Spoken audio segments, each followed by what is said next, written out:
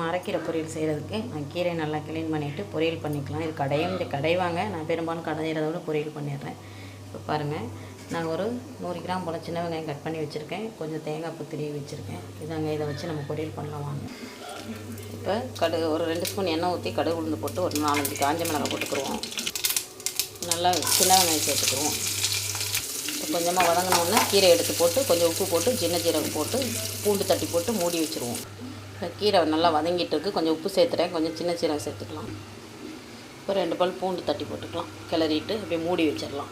இதிலே தண்ணி விட்டு வரும், நம்ம தண்ணி ஊற்ற தேவையில்லை. அப்புறம் நல்லா வெந்த உடனே தேங்காய் போட்டு அரைக்கிடலாம். அரைக்கீரை பொரியல் நமக்கு ரெடி ஆயிடுச்சு.